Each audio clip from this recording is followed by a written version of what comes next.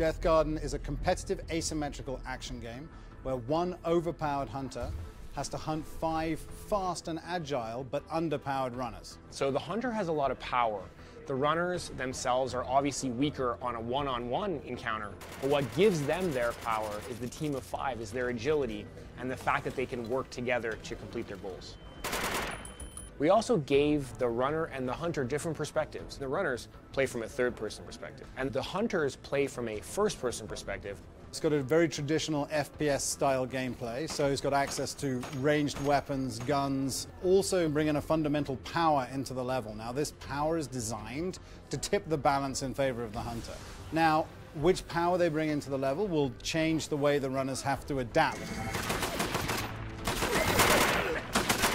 And really, the game revolves around control of the map. The runners, even though they can't damage the hunter, they have access to a lot of tools to slow him, to stun him, to manipulate him into making mistakes, tricking him around the map. And that difference of FOV really can create these unique moments where a runner will be hiding in grass, let's say, and the hunter's right beside them, but they can't see them because of that difference. So right now we're showing off one objective type, which we're calling capture. There's 3 objectives to capture, and the runners have to capture 2 of them. If they're successful, exits will open and you can escape, if you can. The hunter's win condition is simple. He just has to kill 3 of the 5 runners. A good hunter will have to understand how the teamwork works for the runners. Because at the end of the day, if the runners gain control of the map through their good teamwork, the hunter will just be chasing shadows. And even those empowered with all the abilities of the weapons and the powers to be able to strike back at them, if you can't find them and break that team dynamic, then he's going to start losing control of the game. We're making a procedural game that forces you to think on your feet. Every time you play, the map is different, the layout is different, where the objectives are is different. You can't pre-learn that. You have to think on your feet and do it when you get into the game. So we wanted the game to be very responsive. We wanted to have elevation in the game, and we wanted to have this responsiveness and elevation create amazing chases. We don't want every encounter to end in a death. We want escapes and chases and coming back into the game.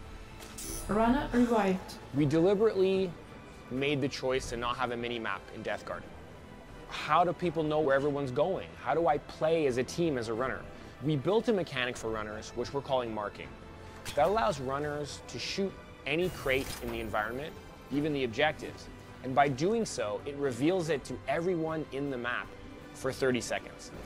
This allows people to kind of build the map awareness by doing an action in the game.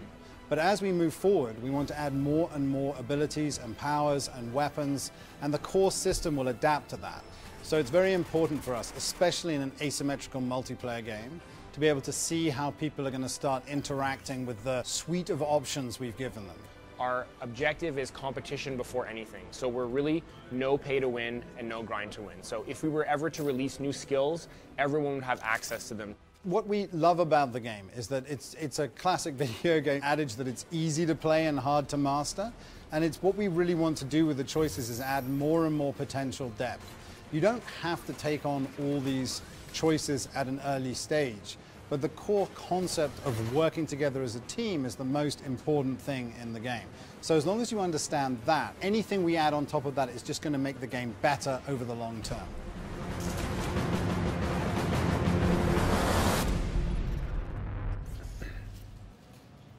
We are live!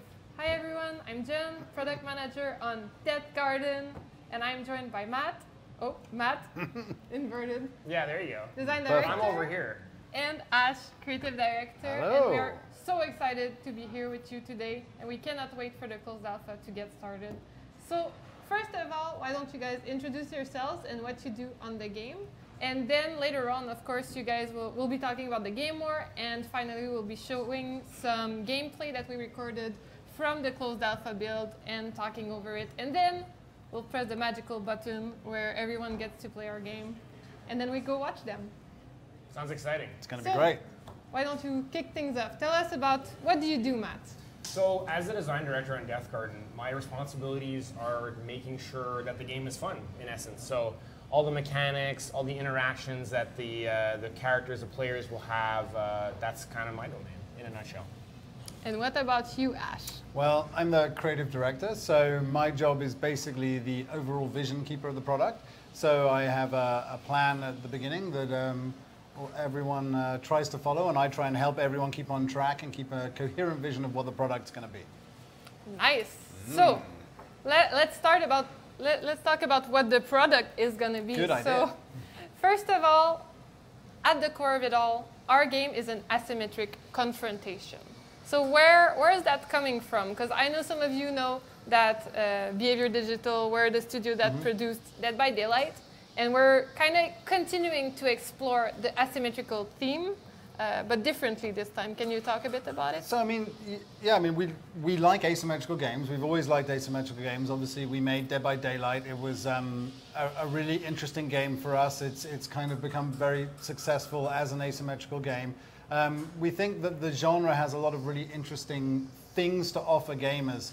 Certainly the one versus the numbers involved create a lot of very unique moments in the game. A lot of very dynamic events happen in the game. And as a company, as individuals, we're interested in exploring that further and trying to push into other genres and see if we can break the boundaries of asymmetrical gaming. Yeah, so let's get a little bit into the detail of asymmetry. Matt, why don't you run it through the confrontation, which is, in this case, 1 versus 5.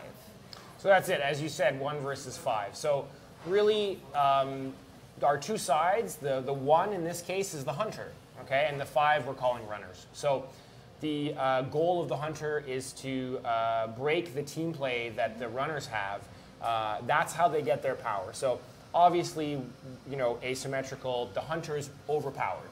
And we say that on a one-on-one basis, he's overpowered. So the runners, if they get together, if they're smart, they can you know, manipulate. And we'll go into those details later.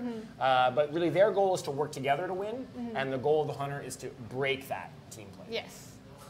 All right. Well, let's keep going with our next topic we wanted to cover. And I think we're talking about competition here, because that's at the very core of our game.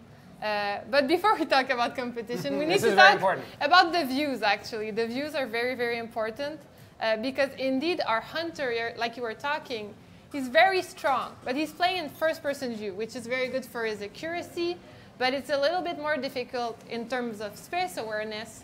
While the runners on their side are in third-person view, which gives them a lot of situational awareness.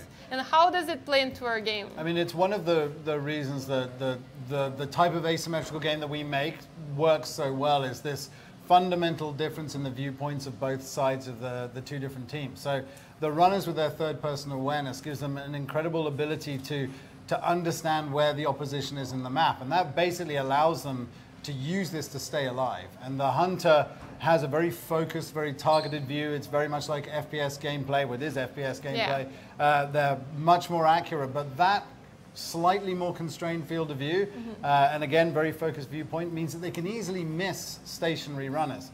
So these close calls are a real part of what the game is all about. Do you have an example of such a... Tell us about your life story. What happened? Every day. We'll start at the beginning. No, 40 years ago. No, but so one of the things we have in the game is kind of hiding grass, and this allows the runners to crouch and to evade being seen from the hunter.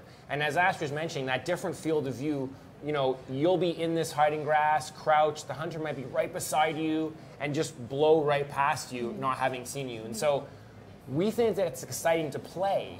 But it's also, we think it's also exciting to watch. So we'll get into that later, obviously, as I mentioned before, but that's just one of the many things that we'll talk about from the different viewpoints. Yes. And like I was saying before, our game at its core is competitive. Competitive by its theme, its gameplay, and its tech.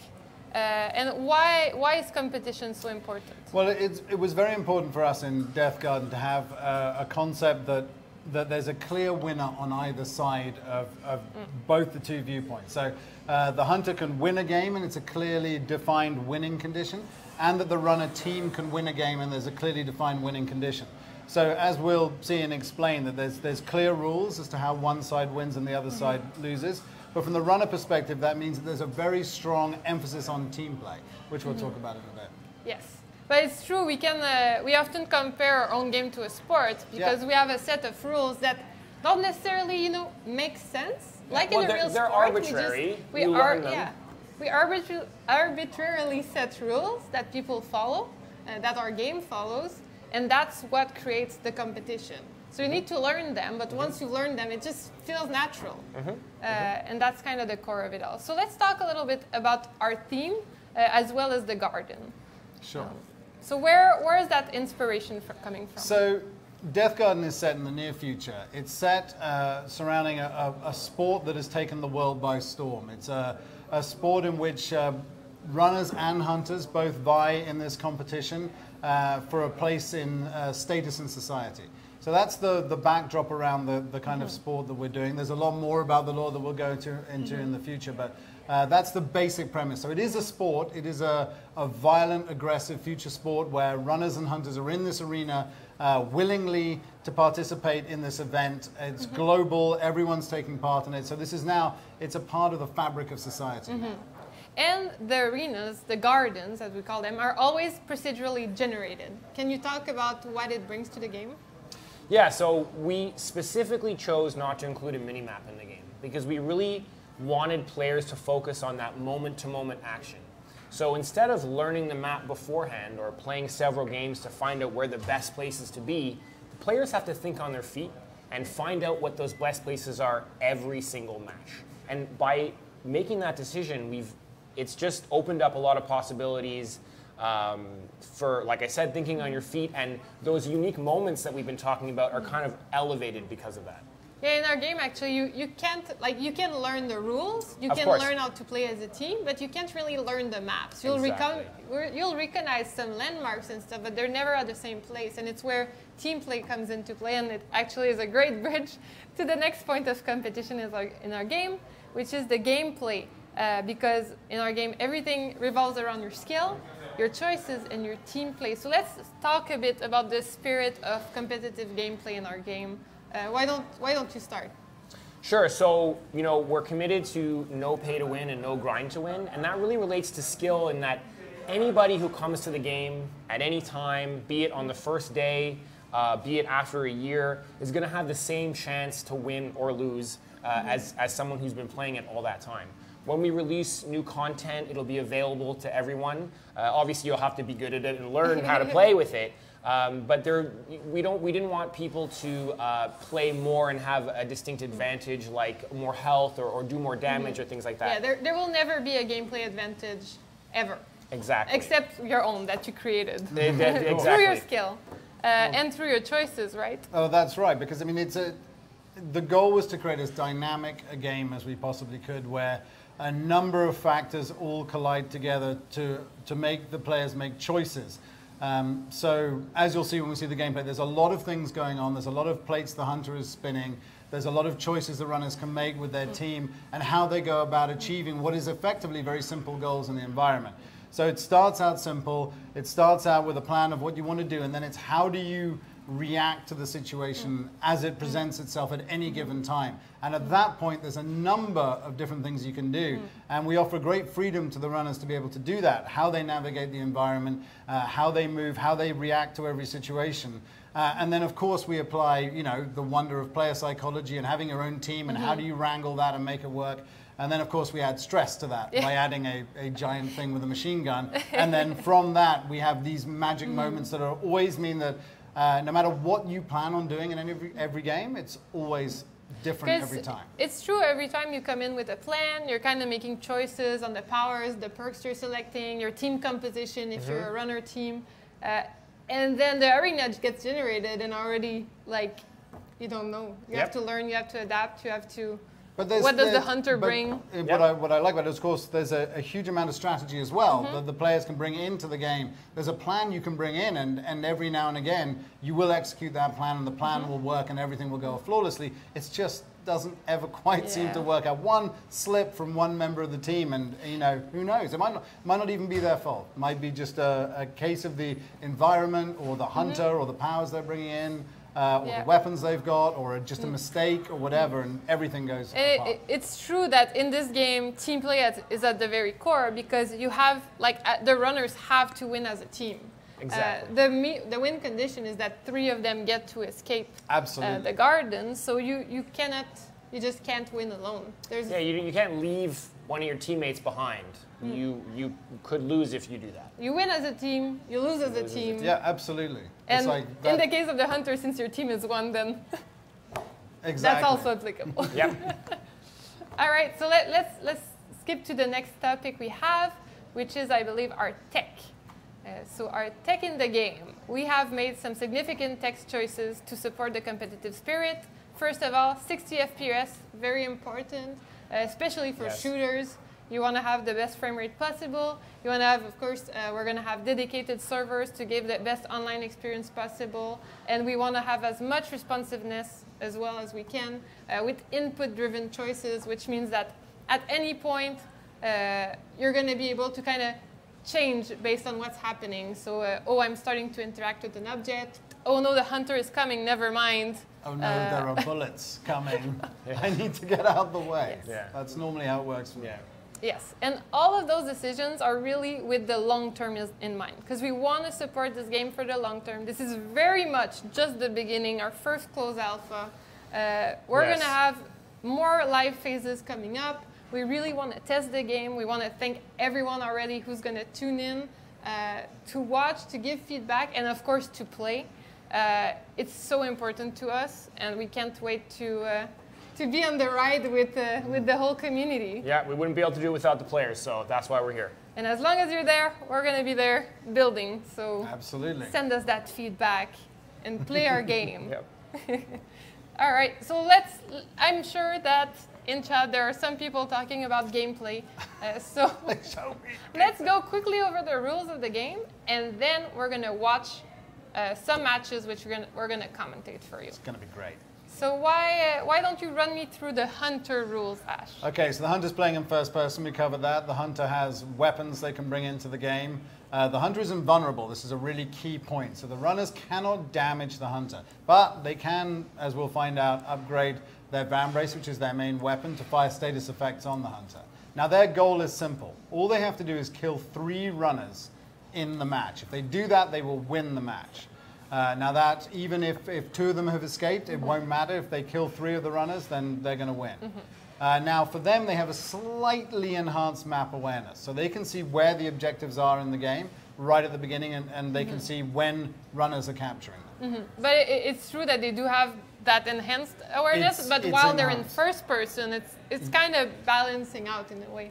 Yeah, they also have a couple of powers that we'll talk about during the gameplay to help them out, but those are the core rules, effectively. And what about the runners, Matt? So it's kind of the opposite of the hunter in a lot of ways. So we talked about them being in third person. They're vulnerable, they're squishy, and 3 runners are needed to exit. Don't leave your friends behind, don't leave your teammates behind. And they do not know where the objectives are at the beginning. They have to discover them and use a mechanic we're called marking to reveal them to the rest of their team.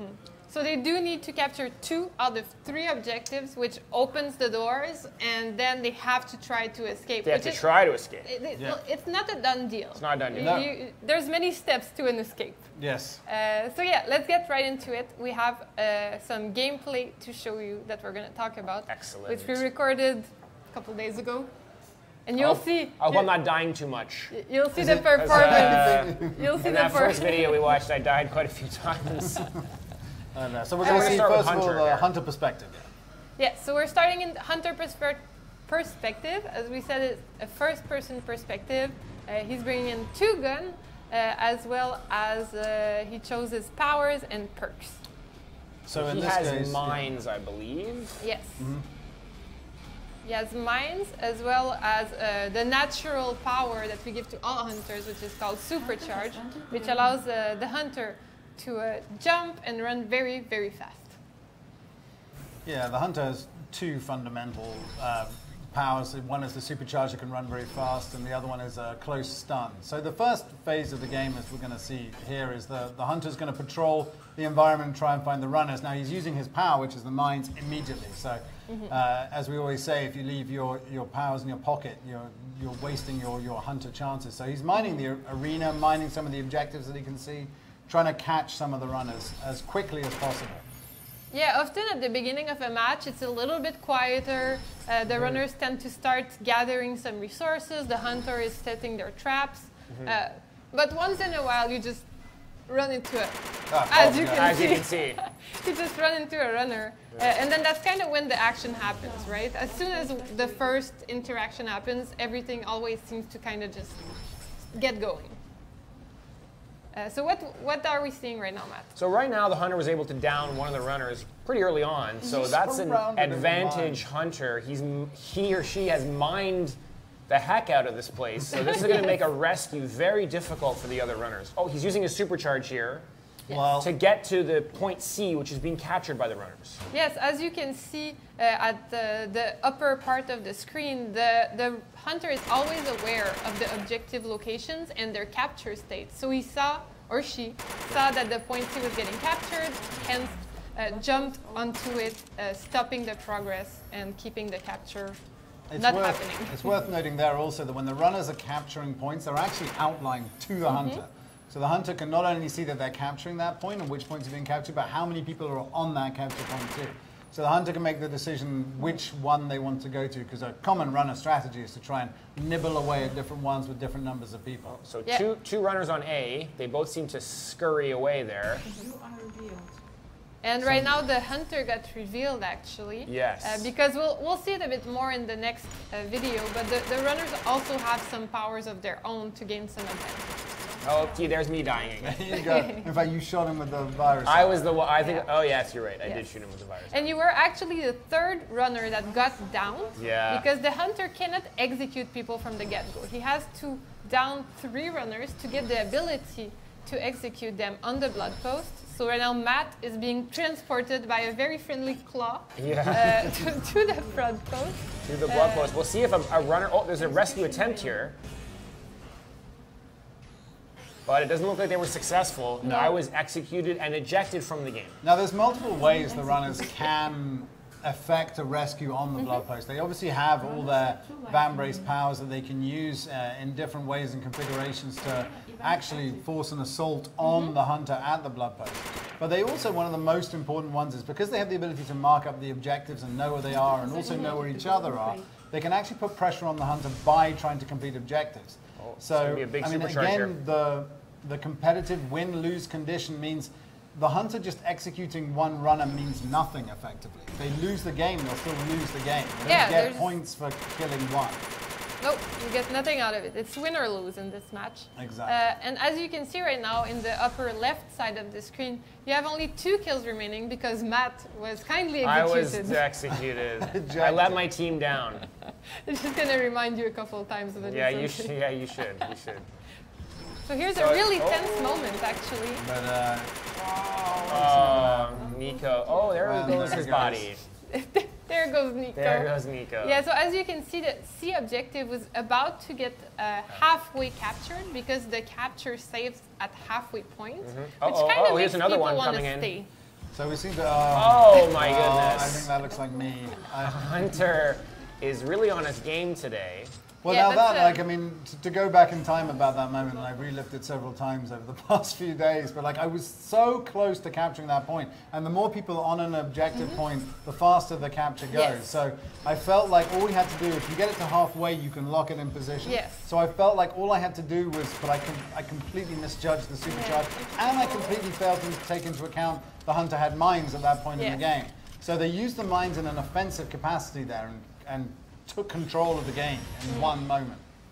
Yeah, it's why often you'll see, like, you kind of want to stay in the objective even though you know it's going to end up horribly for you. Well, it's kind of like a game of chicken in a car, right? It and is. how long can you wait there? And we've seen a lot of matches where waiting those extra few seconds have allowed the runners to capture that half or capture that full, and then they're able to open the exits and potentially escape. So it really comes down to those individual moments and making those decisions on the fly. And that's exactly it. Like, had he not had a mine at that point, had he not dropped the mine at that point, had he not got it right and got 2 runners at that exact point, anything could have changed that situation.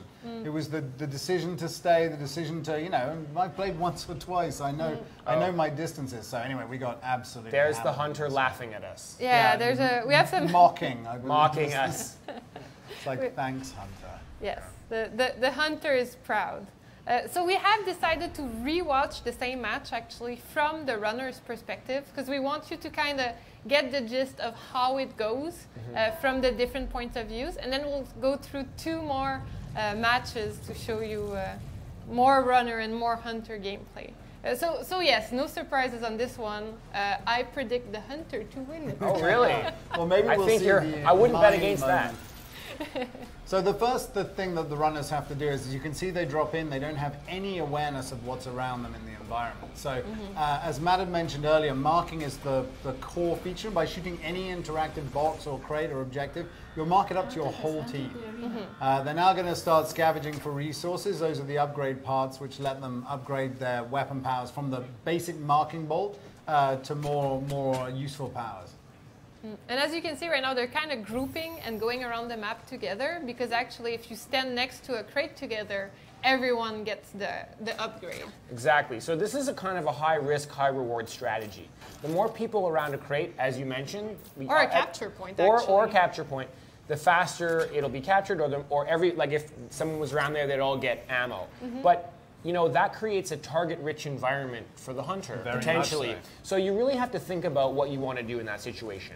I mean, I remember this early capture now, and like, you know, even to see that there were 2 runners here, whereas from the hunter's perspective a second ago, we only saw the one. Yeah, see, we didn't see this person, exactly. They were hiding in the grass.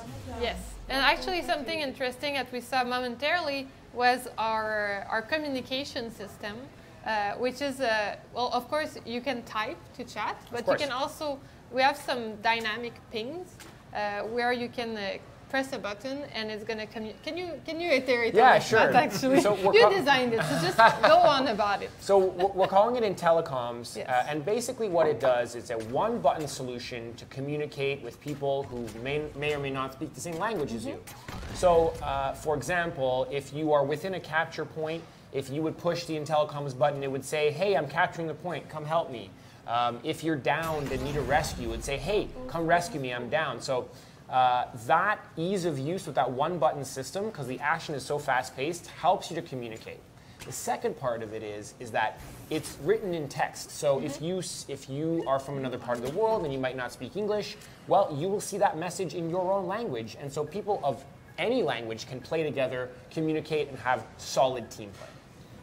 Also, like add that to also, you know, the marking, and there's a lot of mechanics that kind of reward team play. Absolutely, and the team panel at the bottom left is really important as well, because that not only shows you the status of people who are in the game, but it also shows you what role they brought into the game. Oh, there's me dying again. Matt dying again. Technically speaking, that's the same death as you. Oh, had. that's true. Just revisited this time. So we just wanted to make sure, like that's why we decided to watch this match multiple times to ensure that Matt isn't. But I think it's with the role that you bring into the game basically allows you to get access to certain powers in the game, but it's a very soft class, so every game you play you can pick whichever one you want, and it gives you an idea of who's in the game and what they're going to do. When they pick up their Vambrace powers, also it's given to you next to their name in the game, so even if someone has picked a particular role, you can see which specific powers they have. So if you see someone has the heal arrow on the other side of the map, you can see it's them and you can run over to go and get your healing or know who they are.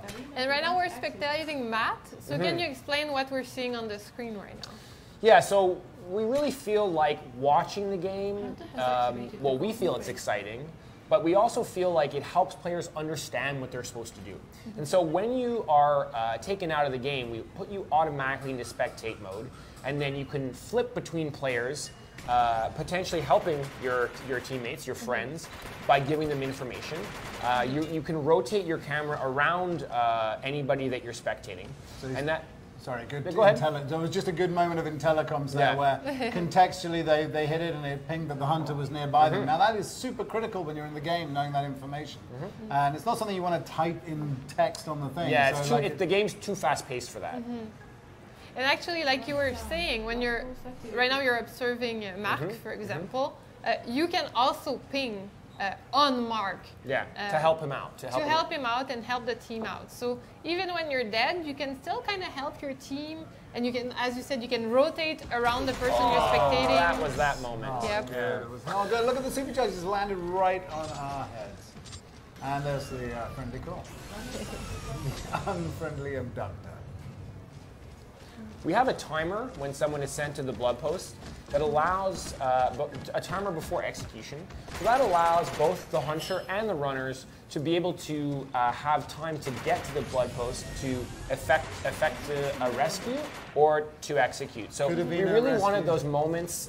We thought it was a really strong conflict, moment of conflict, and so that's the reason why we made that decision. Mm-hmm. Yeah, it kind of gives you your time to, like, let's say you're a runner, you're going fast, you can kind of prepare an ambush or you know, even or like rescue. or pretend you're gonna do an ambush on the hunter, but actually you're gonna go capture. You know, sometimes the best decision is games are regularly run from the runner team by completing their capture points. I mean, the hunter, any hunter who's played the game a little bit understands that if they don't have control of the game and the runners are actively capturing points, then to effect an execution over stopping a capture is just, it's not an effective strategy to win the game. Yeah, it's honestly, it's a battle for map control at the end of it all. It's a tactical and very dynamic battle for map.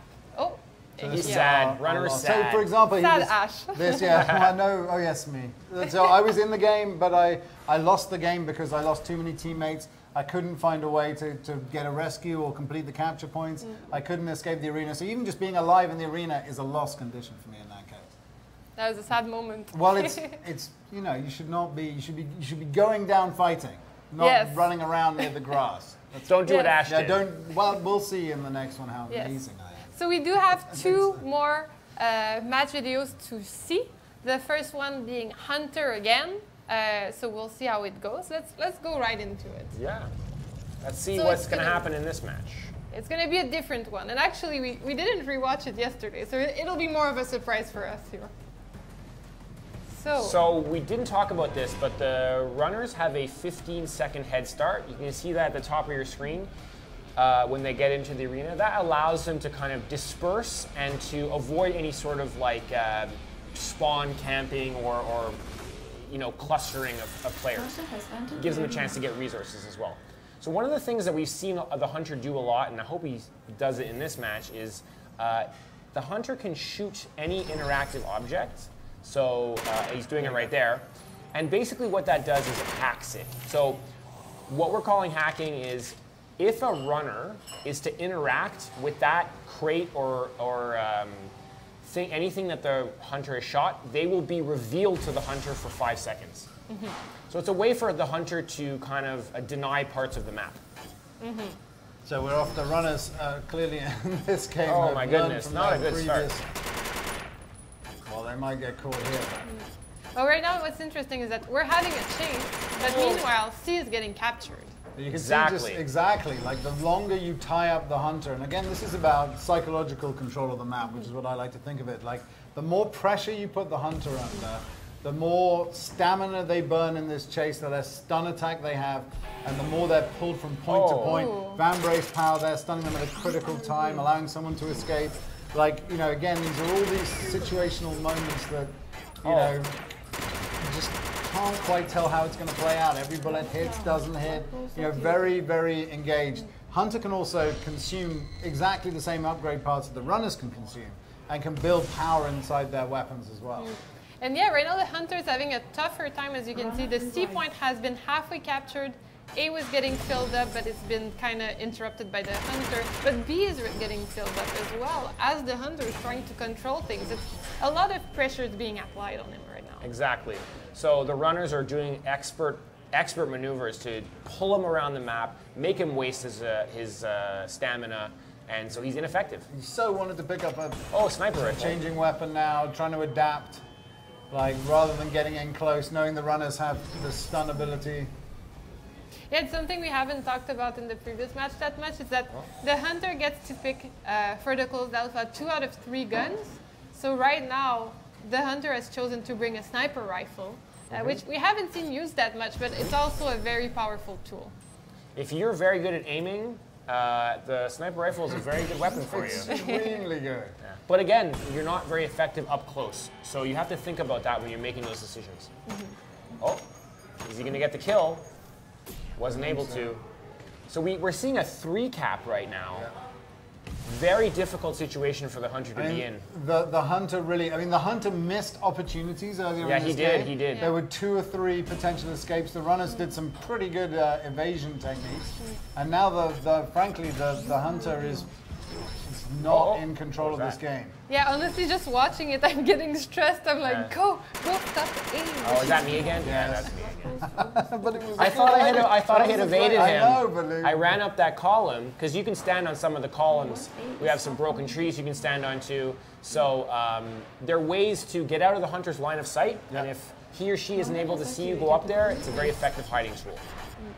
And yeah, right now. That was me. Am I going down here? Right now we have two blood post charges, and that's why we have had no execution so far. The hunter has yet to down 3 people.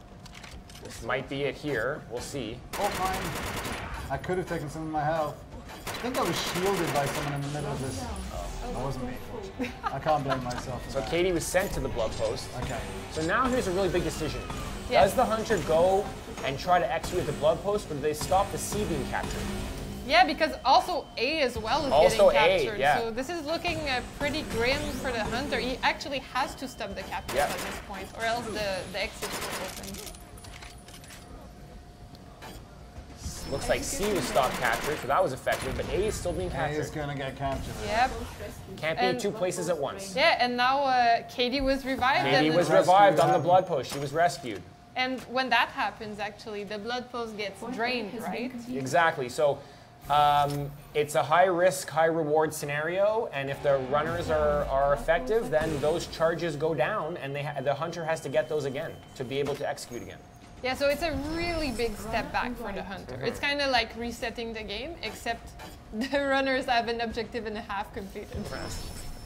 And now B's being captured. Poor hunter. A full capture at A, so now we need a full capture at B or C, and the exits will be open. I remember doing that stunt. Good stun, Ash. Good stun. I know. I remember saving your life at that point. Oh, you saved my life. I think so. Yeah. Actually, that's probably. You like this pillar. This is the pillar you like to hide on top of. Oh, see, I was downed again.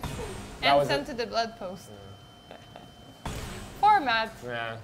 Yeah, I'm upping my skills as we go. Yeah, but like, I mean, at this point, we're now playing a strategic game that, you know, we can afford to lose 2 lives potentially at this point. Yeah, the runners are really in control here.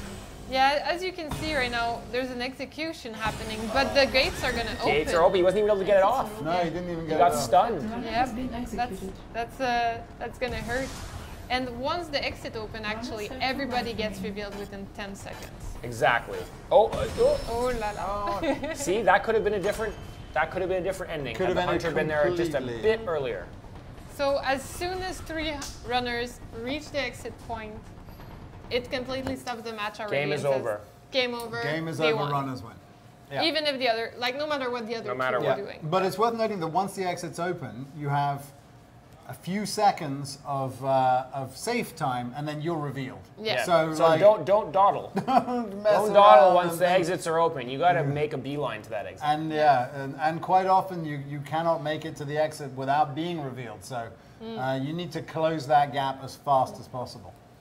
All right, so let's head into our last match of the day that we're going to watch, and then we're going to be talking a tiny bit more about the future and taking some questions and answer with Katie, our community manager, which we have seen on the video, actually. She's right there. Hi. Hi, Katie from the past. All right, last match of the day.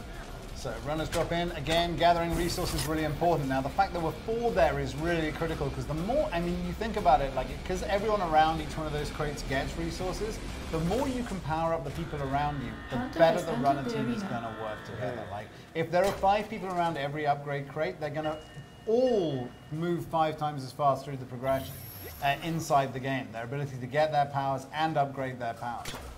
I mean, maybe we'll see some of that in this game. We can talk a bit about the Bambrace upgrades and the different classes. Right now, again, this runner group is immediately putting pressure on the hunter. Immediately. Yeah, and it's important to note this is another match. It's not the same perspective the previous match, actually. So expect something different. So we've clearly broken into a group of 3 and 2 at this early stage. which is, you know, there's lots of different configurations of work depending on the situation, but, you know, as a team here, this is how we've kind of worked it out. Marking as we go, making sure everyone knows, especially the objectives. Marking objectives is key. Yes. Using in telecoms, communicating what you're doing when you're doing it, very important. And this is like, this seems like a very effective runner group already. Well, it's you, me, Ash, trying to capture B, and we referring got to. spooked there. Yep. Yes, because you can actually hear the hunter You can coming. hear the hunter. So you Oh, know. there he is. And yeah, those moments. Yeah, it's not smart. Oh, not that Turret? smart. No. He put down a turret. Oh yes, because in this match actually the hunter picked a risky different set Risky of powers. maneuver. So instead of seeing mines in this match, we're seeing some turrets. Exactly. Okay. Yeah, this is quite a big difference using the turrets. It's a big changer in the game. The turrets can spot you even if you're in the the hiding grass. grass. Yeah. And it's not so much the damage they do, although that is very effective too, but they also call out your position very clearly to the hunter. Point So A is it's, half it's a complete. pretty useful tool and pretty terrifying. We can shoot them much like we could with the mines as well and take Yes. them out. Yeah, it's always it slows down the progress of the runners. It makes them question their decisions. Is half complete. But we were able to get half of A and half of B. Uh-oh. We can do it alive. You gotta live dangerously.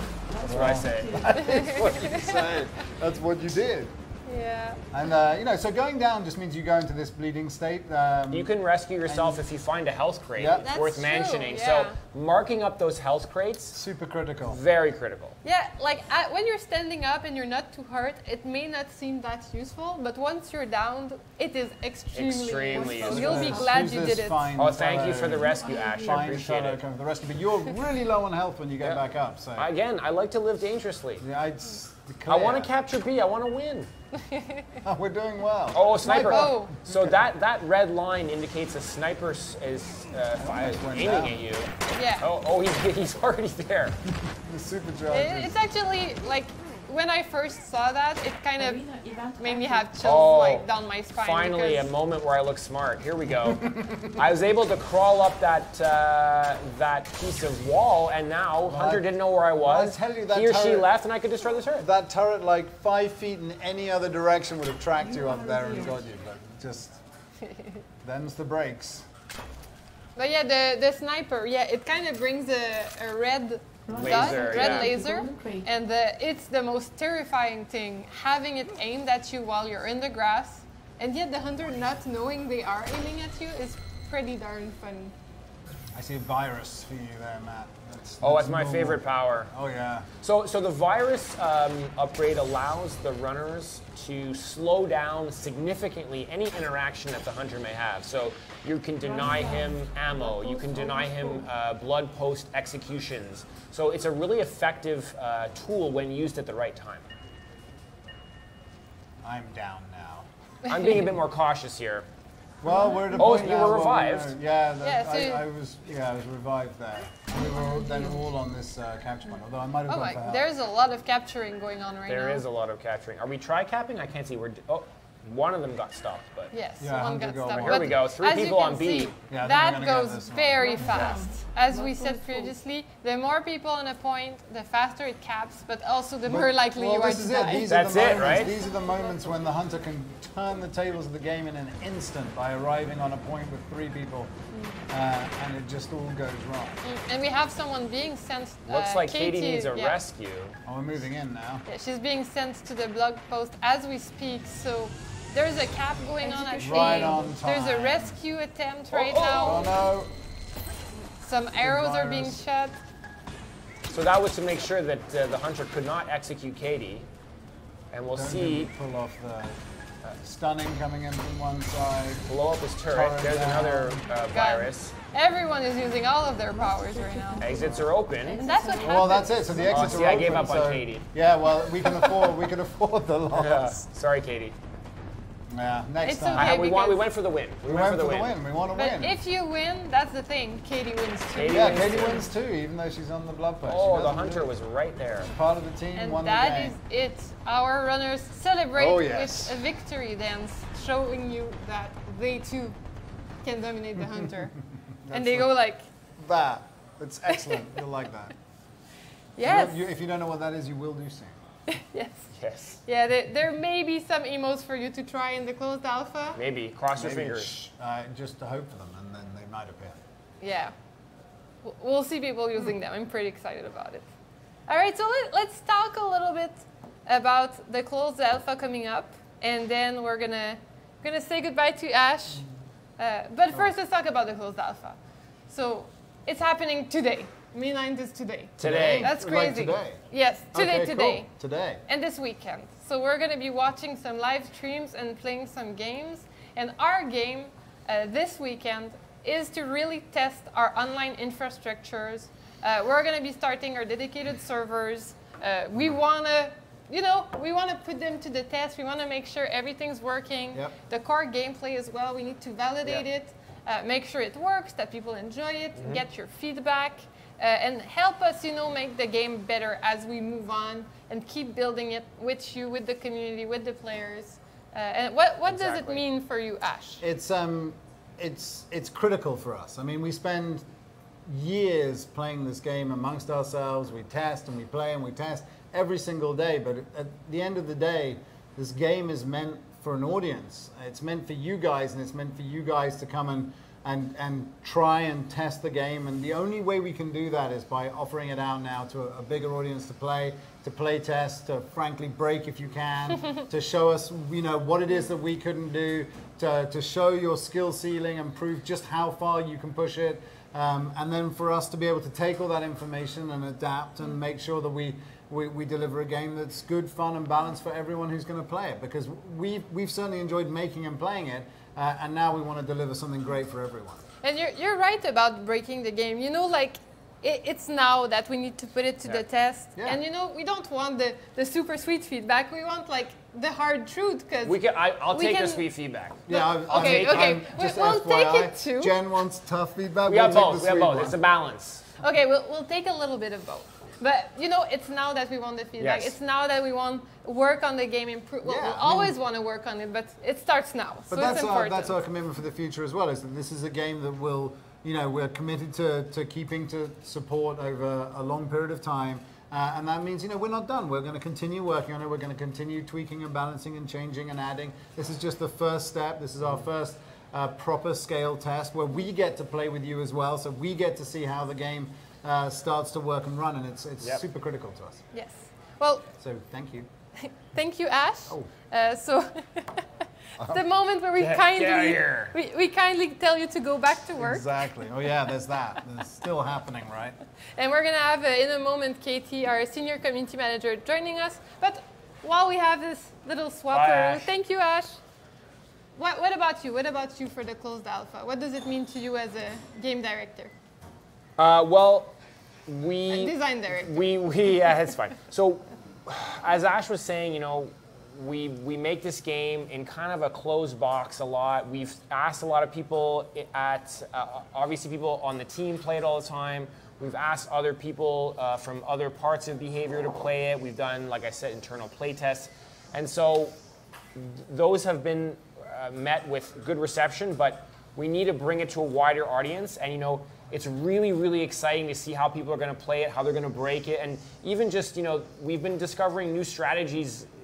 Just today we were talking about a new strategy that was discovered. So it's just really exciting, and we can't wait until it's open. And hi, Katie. Hi, Katie. Hi. Before we get more into it, I'll just go over what we showed on the screen real quick. So our summer will be packed, because the alpha is just the beginning. As we said, we're in May, it's alpha time, but we do plan on moving into beta and doing some live phases, and we need your help. And the beta is really, our goal is going to be to prepare for permanent live, aka you can play all the time, forever and ever. And this is when the beta will be when we're trying to balance the game, more like fine-tuning, but right now we're still at the bigger strokes, That's it. We were happy with the experience, but again, thousands of people playing it will tell us what the balance is going to be. Yes. So yeah, we're joined by Katie. Yeah, so hi, I'm Katie. Katie Fleming, your senior community manager. I've been lurking in the chat the whole time, so I've already been talking with them. But yeah, so I've worked at Behavior for 4 years, and we actually met a lot of you guys at PAX last month, which was really cool. So nice to see you guys here. Thank you for joining us. And I've been collecting questions from social and from the chat, so we can go over when you guys are ready. Yeah, sure. Go for it. Okay. So the first one that was sent in was from Keith. With procedural maps being used, how will Deathgarden ensure a balanced playing field for both the hunter and hunted? What's to prevent the map from including too many vertical elements or flat open spaces? So that's a really good question. So even though the map is procedural, we have a lot of safeguards in place. Like procedural doesn't mean random, you know? So we have a lot of safeguards in place to make sure that there's a proper amount of verticality, there's a proper amount of crates that spawn of all kinds, where the objectives are, all that stuff is included in this. And when we're iterating, we're balancing it. But it's on the top of our mind to make sure that no maps are generated, no gardens are generated that kind of have an unfun experience for either the hunter or the runners. And this will be part, of course, of the balancing, because during the closed alpha, we're going to be not only getting subjective feedback, but also, well, you know, all feedback is theoretically subjective, but we're also going to get raw data from tracking like player movements on the map, win rates, stuff like that. So this should really help us fine-tune the experience and make sure it's as fun as possible. Cool. So a question from the chat from Gabby2727. Can the runners kill the hunter? And can I like take this one over? Yes, go for it. They cannot, but I can say they can annoy the hell out of the hunter. Is that fair to say? Yes. Because you like playing the hunter, right, Katie? I love playing the hunter. It's in my blood to shoot. Yeah, so they can't kill the hunter, but he can be stunned, revealed, lots of other things. So he can be severely annoyed, so he's OP. Severely annoyed. Severely annoyed, yes. Which we saw in the gameplay anyway. During executions, he can be interrupted. So. And you can kind of, you know, with the bow powers, the vampires powers of the runners, you can kind of create opportunities. It's not really about hurting the hunter, but it's creating this window of time where you have an edge. You have a moment for you. Yeah. Your runner moment. Yeah. If you're well coordinated too with your team, somebody can stun him and somebody can. I don't want to give away all of the. we'll see when the alpha's live. But yes, so team play is super important too, and having those combos against the hunter is super effective. I just want to add though that even if it is sometimes annoying, we're really working hard to make sure that the experience is fair, and we want to limit the frustration on both sides, be it a hunter who's dominating runners and or a hunter who's being dominated. So we have a lot of tactics that we're using, and we'll talk about those in the coming weeks and months to make sure that it's not too frustrating and it's fun for both sides. Yes, the goal is to be fun. Yes. And we do have like some friendly mechanics, you know, like for example, like downing 3 runners. It kind of gives you.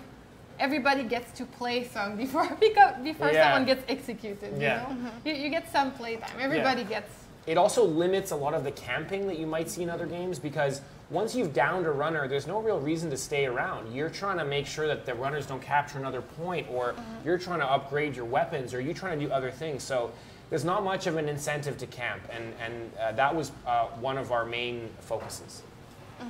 And one thing too, the hunter has to make so many decisions at the same time, so sometimes it might be better if you down someone just to leave them and go off, because maybe a point is about to be capped. So even if a runner runs by you and you can shoot them, you might decide not to. So that's or stop a chase, because maybe you've been chasing someone for like 10 minutes. Well, maybe not 10, but 10 seconds. 10 seconds, and you're like, oh my god, that point is being capped. I mean, even us, we played the game for thousands of hours as we're developing it, and I fall into that trap too sometimes, where I'll chase someone a little too long, I'll give up point A, and I'm like, damn, I shouldn't have done that. So, you know, get like hungry for the blood. Exactly.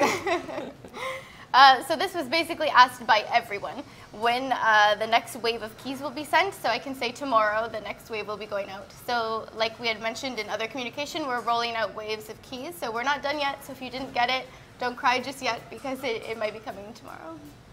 And excellent. So you can still register on our website to be eligible for it. I don't think everyone will get one, but we're slowly rolling them out. So stay put. Check your inbox. Like every 5 seconds. Snuggles NA wants to know, do runners need ammo to mark? So you need regular arrows. Yep. And so you can mark with both your regular bolts and any powered Vambrace bolts that you have. Using Vambrace bolts costs NPI. We're calling it NPI. It's basically like mana. So it's always advantageous to use regular bolts, but it can be done with both. But I think as the game develops and people play more, they'll find their unique way of playing and getting that NPI, that mana. And it's kind of, there's different decisions that the runners can make, and it'll be up to them how they want to do it. And yeah, every runner starts the map with a little bit of ammo. Yes. So they can already start marking the environment. But yeah, you usually spawn, at least I spawn, and I want to go get some ammo. Oh yeah, That's you want like #1 priority, get that yellow box. yeah. And if you're all at the yellow box at the same time, then you all get the ammo Yes. pickups Yes. too, which is super cool. So a question from Twitter, on Twitter, from Project Config. From the art shown, customization seems extensive. Will it be available through gameplay or just microtransactions? So we do have a lot of customization in the game. We do plan on offering quite a bit of it through progression, through play, to basically incentivize playing and being skilled at playing and playing for many hours. And like I said, no pay to win, no grind to win. More customization details will be coming out as we move forward, but that's all we can say for today. Yeah, we're still working on the still working. progression and how it's going to go. But yeah, the idea is you never get a gameplay advantage. Yes. Not through content releases, not through grinding it. Like you said, you play 1 hour, you play 1,000 hours. Maybe you'll have a cool cosmetic to show for it. But that's pretty much it. But we do reward playtime, and we reward people for sticking around with cool stuff. Yes. We will do all the cool stuff. So I didn't catch the name, sorry, the chat went by fast. Do the dodging-like abilities have a cooldown? Yes, So yes. stamina. I guess for the runners they mean. For the runners, yeah. Yes, they do. So the runners can we're calling it evade. They can evade twice before it recharges, and it recharges over time. So they have to learn how to use that really well to evade the hunter properly. Yeah, it's when you do kind of a roll on the ground, you have less chances to get hurt, right? So yes, one of the perks that we have is less chances to be hurt during that time. I don't want to talk too much about perks because I'm not sure if that's in the closed beta. Closed alpha, I mean. Yeah. From Ghoul, do you select which role you want to play, or is it random? So you definitely select which role you want to play. As we kind of alluded to, it's really 2 games in 1, right? Yes. So we have the runner game. It's like we said, team play, all that stuff. It's a very different experience, and so we wanted people to really play what they wanted. We didn't want to jam people into a role that they might not want to play. Yeah, it's true. Like, to me, it's really 2 different games. Like, on one side, you have a solo first-person shooter, and on the other side, you have a team-based third-person objective parkour action experience. Yeah. So it's quite different. I'll stick with shooting everyone. You can do that. So this is another thing is and blowing them up with mines. Also fun. If you just want to play Hunter, Katie, you can play Hunter forever and be rewarded. Beautiful. You know, if you want to play Runner forever, that's fine too. And if you want to play both, it's okay. We hope. I mean, I like playing both. A lot of the people on the team like playing both. But if you don't prefer that, you don't have to. The Mindbox wants to know, can you interrupt an execution? And we kind of talked about this earlier already, but yes. Yes, you can. Yes. So there's 2 different abilities currently which interrupt executions. One of them is a stun, which basically just stops it. And the other one was one of the ones I was using, which is a virus arrow, which basically multiplies by 500% any interaction time. So that 3-second interaction time to execute is 15 seconds, which gives you a lot of time to come in and rescue. And what's interesting, actually, I learned that talking to you, but if the hunter is interacting to execute, you can also, as a runner, interact to execute. Yes. So it's when the virus arrows come into play, right? Because you don't have to stop them from doing it. You just have to do it faster. Exactly. Exactly. Kind of a different question from Fierce Owl. Why are the runners wearing masks as well as the hunters? That would have been for Ash. That Probably. Would have been an Ash question. I think we'll be revealing more about the lore as we move forward. That's pretty much all I can say right now. Fair. But fair. we'll talk about you. And the other ones that are coming in, we actually can't answer. So I think that would be good for questions for now. All right. Okay. Well, we have all our questions for the day. Thank you so much for tuning in. We cannot wait for you to play in the closed alpha today and watch you play right now. Like in a few, I don't know what time it is. It's actually 3 p.m. Actually, So now. I think maybe the servers might be live. they are. Well, there you go. We have So you can our- play We're right getting now. thumbs up. So go nuts if you have Go a nuts. Yeah, if you If you have a computer. key. If you don't have If you have power one, at your house. tune into other streams. Yes. I'm pretty sure there will be other people streaming as soon as we turn this off. So we're very excited to tune in to their streams as well. So yeah, just go see another Deathgarden stream. Don't forget, more keys are coming tomorrow. So if you don't have one today, check your email tomorrow. Yes. And don't forget to follow us on all the things, and also register for a closed alpha key on our website at deathgardengame.com. Thank you so much. Thank and you. See you guys next Bye, time. guys.